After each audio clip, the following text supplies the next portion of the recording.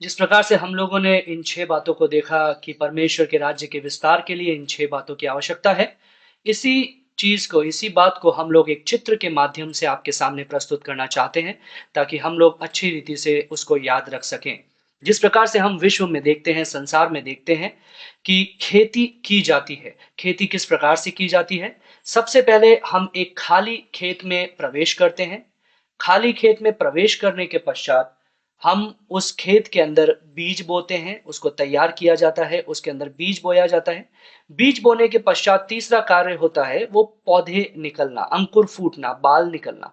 तो ये अंकुर जब फूटते हैं, अंकुरित होता है और ये जैसे-जैसे बीज बढ़ते जाते हैं, तो हम उसको देखते हैं कि किस प्रकार से वो बीज बढ़ रहे हैं। उसके पश्चात जब फसल पक जाती है, तब उसके अंदर हँसिया लगा करके फसल को इकट्ठा किया जाता है, काटा जाता है। काटने के पश्चात जो सबसे उत्तम बीज है, उसको हम लोग अगले साल के लिए रख देते हैं, अगले साल की फसल के लिए रख देते हैं, ताकि ये प्रक्रिया यहाँ पर समाप्त नहीं हो, लेकिन ये प्रक्रिया जारी रहे।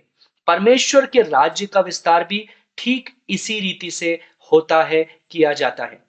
जिस प्रकार से यीशु मसीह ने बोला, एक बीज बोने वाला बीज बोने के लिए निकला, उसी प्रकार से इसी इसी माध्यम से हम लोग देखते हैं कि परमेश्वर के राज्य का विस्तार भी होता है।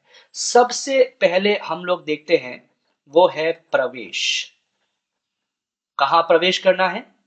ऐसे स्थानों में जहां परमेश्वर का सुसमाचार नहीं पहुंचा है, जो खाली खेत हैं, जहां अभी तक सुसमाचार नहीं पहुंचा है, जो खोए हुए जातियां हैं, जहां अभी तक कोई सुसमाचार नहीं लेकर के गया है, तो हम खाली लोगों में, अविश्वासियों के बीच में प्रवेश करते हैं। प्रवेश करने के बाद में दूसरा काम जो किया जाता है वो है बीज बोने का, और उसका मतलब है सुसमाचार। सुसमाचार।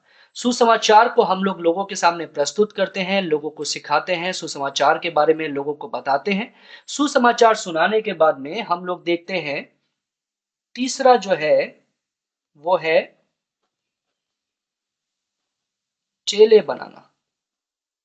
जब वो लोग सुसमाचार को स्वीकार करते हैं, अविश्वासी लोग सुसमाचार को स्वीकार करने के बाद में जब ये लोग बढ़ते हैं, तो उसको हम लोग चेले बनाते हैं, उसको हम लोग और सुसमाचार की बात बात के बारे में सिखाते हैं, और बातों को वचन से सिखाते हैं, और हम उनको चेले बनाते हैं।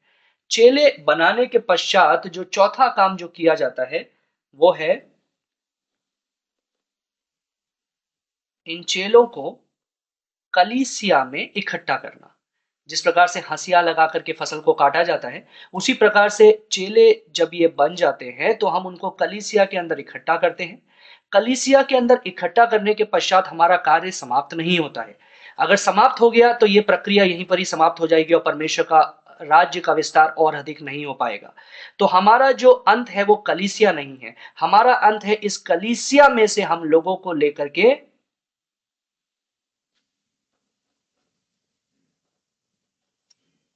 अगुवाईपन करते हैं।